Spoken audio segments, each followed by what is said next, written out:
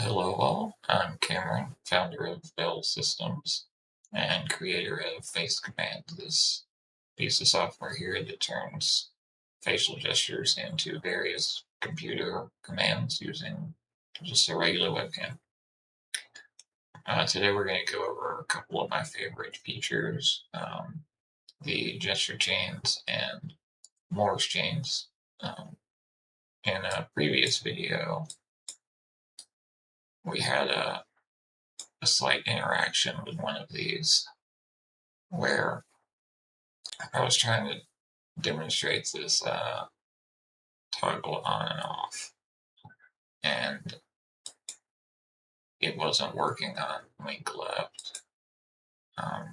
The reason why is because originally I had it so that when you set up a Morse chain using a gesture, in this case, it was link left, it would automatically turn off that gesture.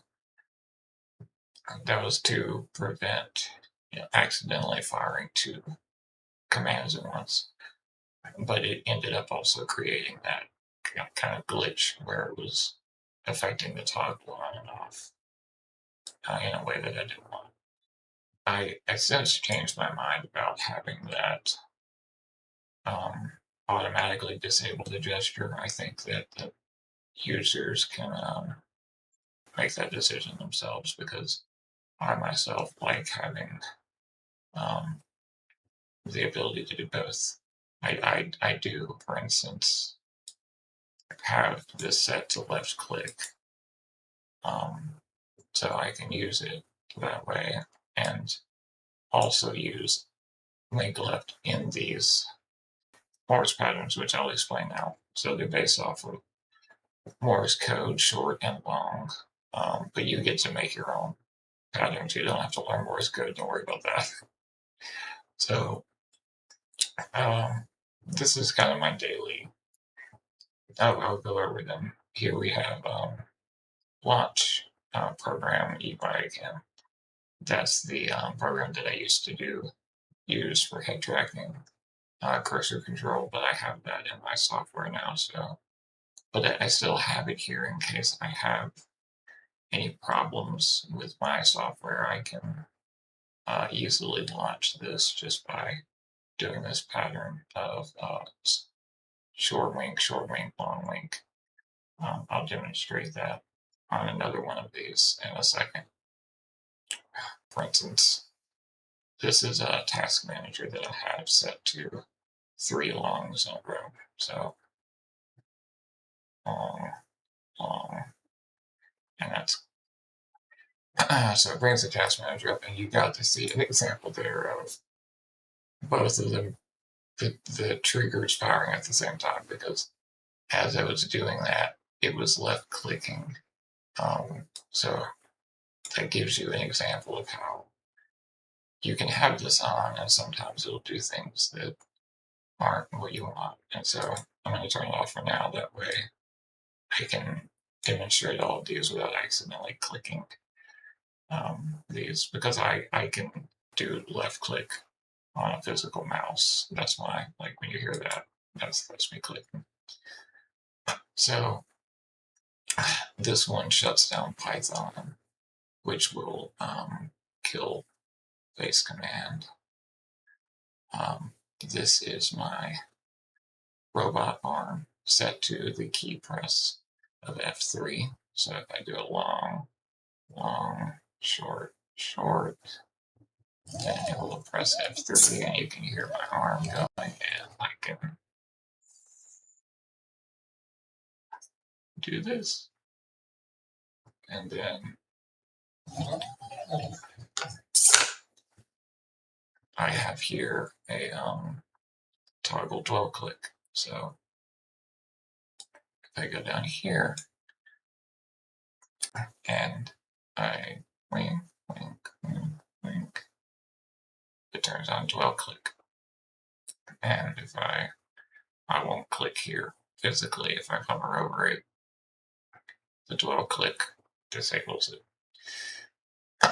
I'll probably actually set up a feature in the future where you can hover over this to turn it on. I think that would make sense.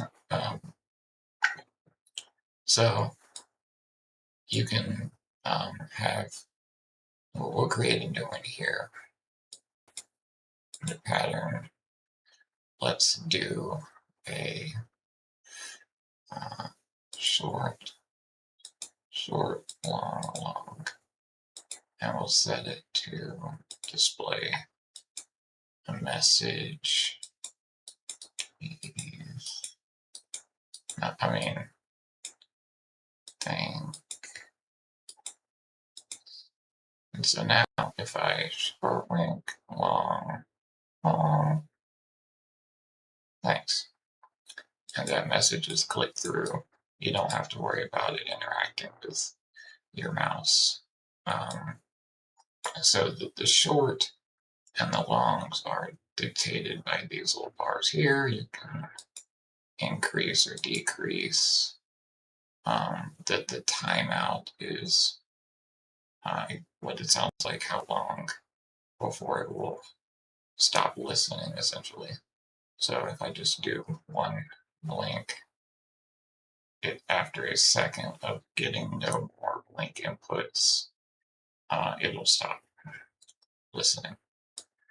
And you can see that it tracks it in a few places. At the bottom of the Morse card, it tracks it, and you can tell if you get to a long if the purple bar gets to the end. And I'll show you that if I increase the time of this, it makes that bar go slower. So that's how you know if you've done it long. Additionally, if you're scrolled like all the way down here and you can't see that, they're at the bottom as well. And if you have this totally minimized, they show up through one of those click through as well. So you can always tell if you're activating one. So those are really handy for using a single gesture to do essentially an unlimited amount of commands. And so let's now demonstrate a gesture chain. We'll create one.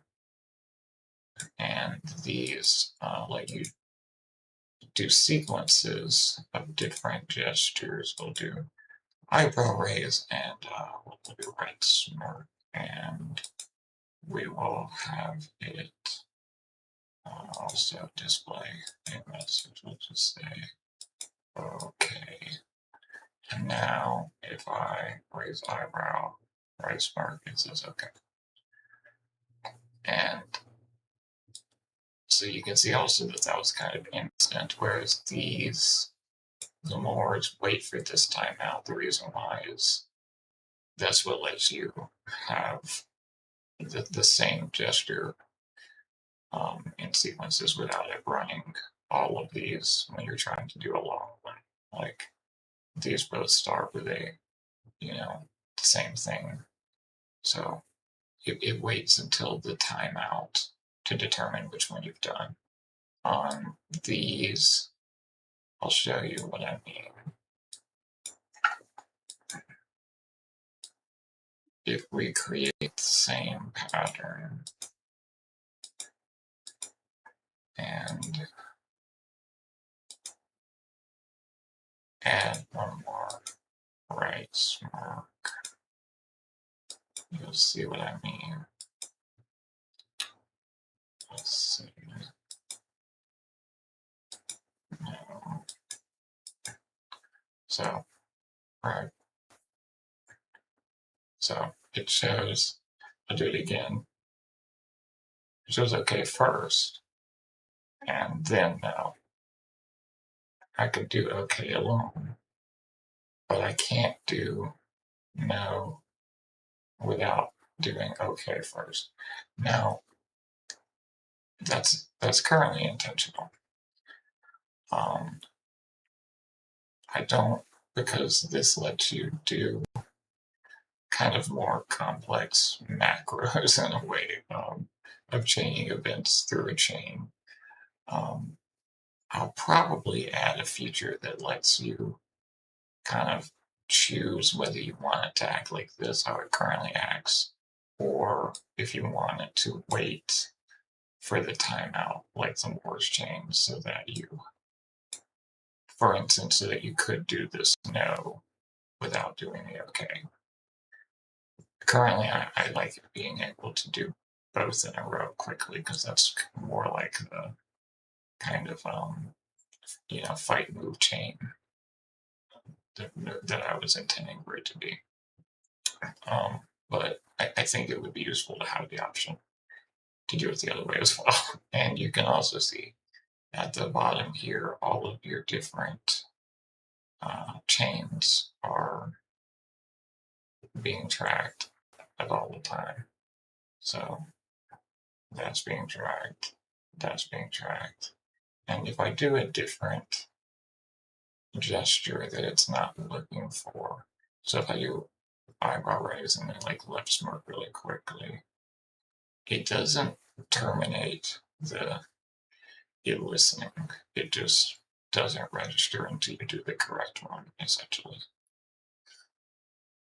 The sensitivity and thresholds for the gesture set up in a Morse and gesture chain are set in the individual gesture cards. So this here is if I lower the threshold, then it makes this uh, these easier to do here.